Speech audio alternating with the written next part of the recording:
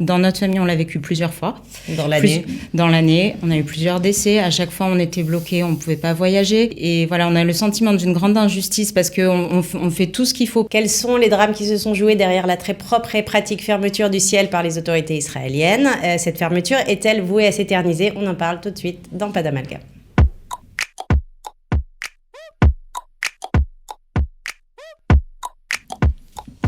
À ma gauche, Joseph, agent de voyage, on vous a déjà vu sur ce plateau pour parler de ce même sujet il y a quelques mois. Les choses se sont apaisées depuis et puis elles se sont réenvenimées. Exactement. La faute au virus, la faute aux autorités, l'une ou l'autre. On va en parler à ma droite, Ariella Benatar. Bonjour d'être là. Alors, Ariella, vous êtes tombée dans les pires situations, au pire moment. Depuis le début de ce virus, vous avez fait votre aléa il y a 3 ans et demi. En février dernier, votre père est décédé à Marseille. Au moment où tout était fermé, vous n'avez pas pu aller, je suis désolée, c'est un petit peu difficile, vous n'avez pas pu aller ni à l'hôpital, ni à son enterrement. Et là, alors que vous aviez prévu d'aller pour les 11 mois à Marseille, rejoindre votre mère et votre famille là-bas, et boum, à nouveau, le ciel a été fermé. J'en revenais pas. Après tout ce qu'on a vécu l'année dernière, c'était déjà vraiment très, très difficile. La situation était déjà très difficile à vivre. Après, là-dessus, on rajoute la fermeture de l'aéroport, les billets pas remboursés. J'ai acheté je ne sais combien de vols pour arriver à partir. J'ai pas pu partir. Et 1 an après, donc je veux rendre hommage à mon père, y aller. Et puis boum, ça recommence. Donc j'en revenais pas. Comment on vit les choses quand, je sais que c'est un peu peut-être absurde comme question, mais quand même, on ferme les aéroports, on ferme le ciel pour des raisons qu'on imagine absolument légitimes, surtout l'année dernière, où on ne savait pas à quel point ce virus circulait, à quel point il était méchant. Et qu'on vous dit, vous ne pouvez pas aller à l'enterrement de votre père. Comment on réagit? Alors moi, là, maintenant, je suis en colère. Et j'ai le sentiment d'une grande injustice, en fait, parce que j'ai l'impression d'avoir répondu l'année dernière et puis cette année aussi à toutes les exigences, c'est-à-dire me faire vacciner, demander les autorisations pour pouvoir voyager, acheter des billets d'avion à des prix exorbitants, faire des changements, m'occuper de paperasse administrative dans des moments où on n'est pas capable de le faire en plus. Donc je réponds à toutes ces exigences-là et puis finalement, ça ne sert à rien. Est-ce qu'on peut dire, Joseph, est-ce qu'on peut dire finalement, le gouvernement a pu être et peut être dans certains moments inhumain. Il est inhumain. Face à des situations humaines et de drames humains, quoi. Ils sont inhumains, bien sûr, puisqu'il n'y a pas de il n'y a pas une preuve épidémiologique que fermeture de frontières, c'est ce qui va empêcher une maladie. Qu'est-ce qui sous-tend leur décision quand ils décident comme ça très vite? C'est qu'ils veulent pas avoir des morts sur la conscience, ils veulent pas avoir des hôpitaux bondés.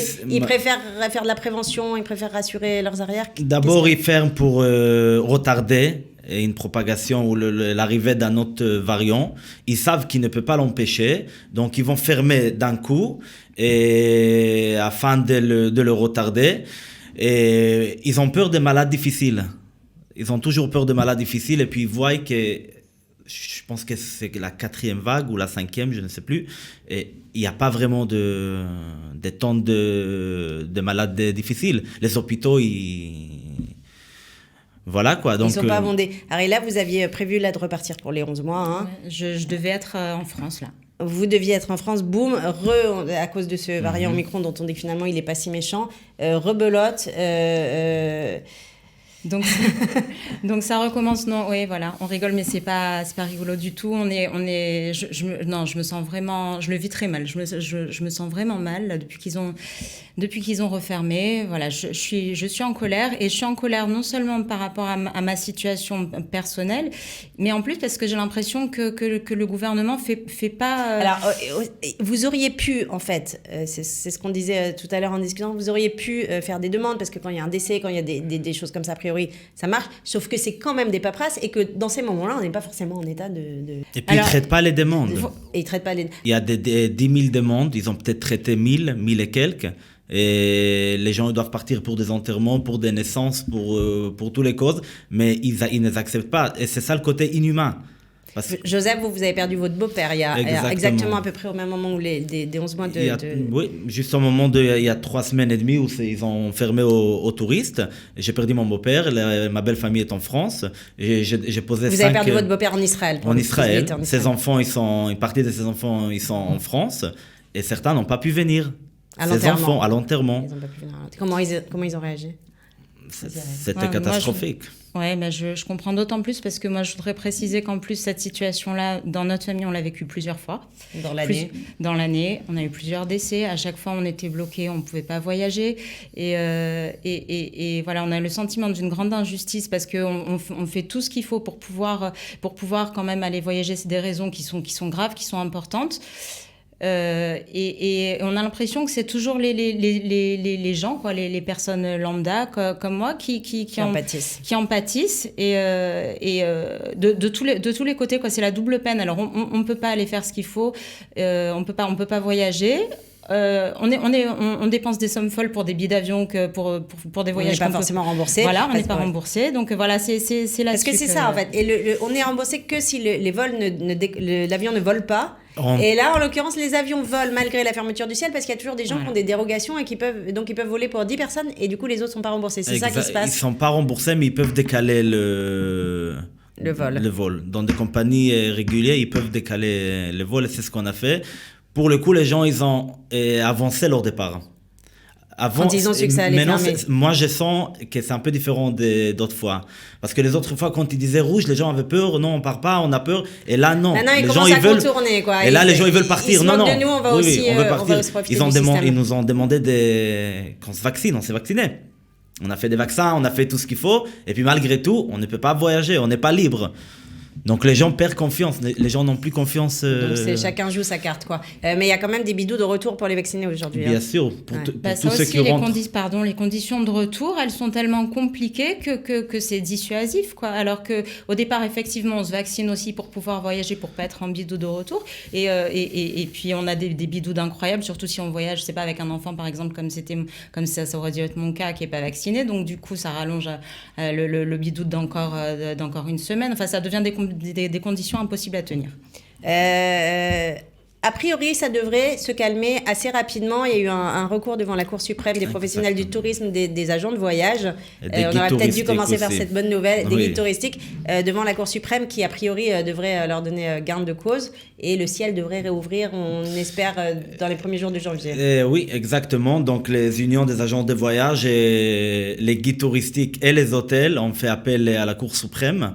Et la Cour suprême a accepté leur appel.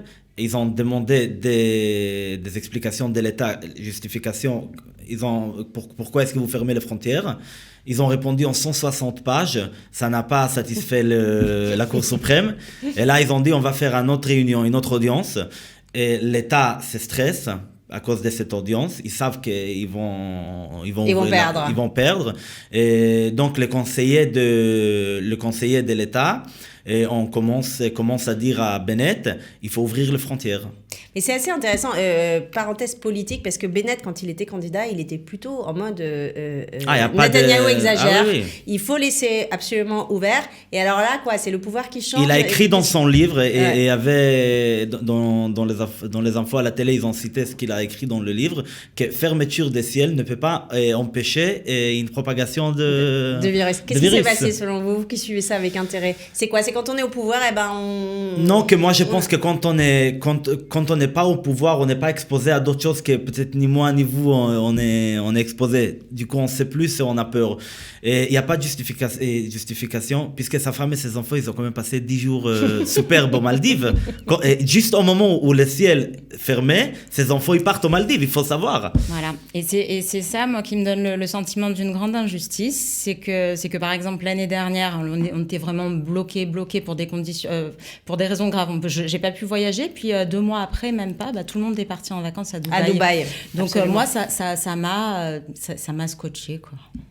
C'est difficile, les cas individuels. Ouais. Vous avez dit aussi... en plus, on parlait aussi de Lieberman qui dit les professionnels du tourisme n'ont qu'à changer de métier.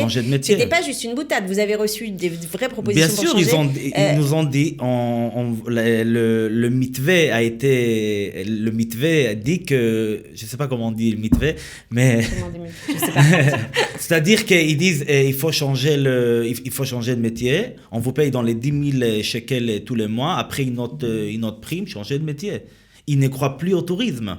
Alors, ça veut dire quoi? Ça veut dire qu'on commence à envisager sur le long terme que que plus rien ne fonctionnera comme avant, C'est ce qu'ils ni pensent. les voyages, c'est-à-dire parce qu'on disait a priori la Cour suprême va réouvrir aux touristes. Oui, mais après ils vont refermer et réouvrir. Puisqu'avant ils ont interdit complètement aux gens de voyager juste avant. Je pense que j'étais là d'ailleurs quand c'était fermé, qu'ils ont dit on peut pas voyager du tout, les non-vaccinés. La Cour suprême a dit non. Donc heureusement qu'on a la Cour suprême pour Protéger les voyageurs. Ça veut dire quoi que là, ils pourraient rouvrir et refermer aux touristes dans peu de temps? Ils peuvent fermer, mais pour des petites périodes. Mais là, si la Cour suprême, elle va dire non, donc la prochaine fois, ils ne pourront plus faire ça. Il n'y a pas de justificatif. La Cour suprême pourrait dire non aussi pour les touristes? Non, c'est pour les touristes. C'est ce que j'ai dit, c'est aussi pour les touristes. Ça veut dire que la Cour suprême ne pourrait pas empêcher, accepter l'interdiction aux touristes de venir en Israël. À savoir que l'ouverture des touristes n'était pas vraiment ouverture des touristes. Beaucoup n'ont pas pu venir puisqu'il fallait 6 mois post-vaccin, après le deuxième vaccin. Et 6 mois sont passés depuis très très longtemps. Les enfants n'ont pas pu venir, donc les gens, ça ne s'appelle pas vraiment ouverture de frontières. Les conditions, elles sont intenables maintenant. Les enfants n'ont pas pu venir. Les familles ne se sont pas vues. Mais ça ne devrait pas changer. Le bidou d'un enfant non vacciné, d'un non vacciné, donc on est parti encore. Alors, et là, vous allez sauter sur la prochaine ouverture de... Comment vous envisagez? Vous avez une mère à Marseille, vous avez un frère à Marseille, vous avez un fils à Marseille. Oui. Ouais, là, un fils. Comment vous envisagez l'avenir avec ces vagues qui peut-être vont s'arrêter bientôt, peut-être pas. Il faut sauter sur une petite ouverture et prendre son billet du jour au lendemain. Comment on fait? Je sais pas comment il faut faire. L'avenir, il me paraît tellement incertain. Je me dis qu'on peut plus programmer de voyage. Il faut prendre son billet au dernier moment. Il faut exactement sauter sur les ouvertures. Mais ça, c'est en théorie, c'est faisable. Mais quand on travaille, quand on a une famille, on peut pas faire ça en pratique. Donc, moi, je trouve qu'on est dans des situations qui sont intenables. Et c'est très angoissant, voilà. On ne peut pas prendre de billets. Au jour d'aujourd'hui, j'ai dit à tous mes clients, et il y en a qui veulent vraiment réserver pour de long terme. Et moi, j'ai dit non. Vous voulez réserver, c'est pour la semaine prochaine. Pas plus que ça. On ne sait pas. Parce que les hôtels, ils ne remboursent pas. Il faut savoir, les gens, ils partent partout. Les hôtels, ils ne remboursent pas. Ils disent, nous, on n'est pas rouge. Il faut savoir que Dubaï a été fermé avec 69 contaminés par jour. Donc, là-bas, tout va bien. Moi, Dubaï, on l'a laissé passer l'année dernière, alors qu'on savait déjà que ça allait pas. Que je veux dire, quand tous les Israéliens partaient à Dubaï, et on savait déjà que la situation était Bien sûr. Pas très sympathique ici, et Dubaï, c'était quand même pas pratique de fermer. Ariel, une dernière question un peu rude. Vous avez à un moment donné dit, c'est pas juste, j'ai fait mon alia parce que on nous encourage à venir, nous juifs de France, et puis au final, on est eu, mais complètement. Ouais, j'ai tapé juste. Ça vous est passé par la tête? Oui, Vous êtes séparés de votre fils, on le rappelle. Vous avez un fils en France. Oui. Moi, alors, je vais être très honnête. Si j'avais dû faire mon alia... Moi, j'ai fait mon alia il y a 3 ans et demi, donc juste avant le corona. Si j'avais pu imaginer toutes les difficultés que j'aurais à retourner en France, je l'aurais pas fait. J'ai laissé un fils, un grand-fils en France, mais j'ai laissé mes parents. Moi, votre père plan, vivant, Voilà, mon père vivant qui est en bonne santé. Le plan, c'était de pouvoir voyager tous les 3 mois avec des compagnies low cost qui permettaient aussi de voyager à un coût raisonnable. Et il y avait un vol qui s'était ouvert sur Marseille en plus. Et total, il n'y a plus rien de tout ça, quoi. Très rapidement, il n'y a plus rien de tout ça. On ne peut plus voyager. J'ai dépensé des sommes folles pour me rendre à Marseille voir ma famille. Non, si j'avais pu prévoir ça, je pense que je ne l'aurais pas fait, non. C'est pas le moment de prendre de low cost, j'ai toujours dit ça. De faire son alia peut-être non plus, ouais. Merci beaucoup à tous les deux, on espère que d'ici une semaine, 10 jours, le ciel va rouvrir. À bientôt, bye bye.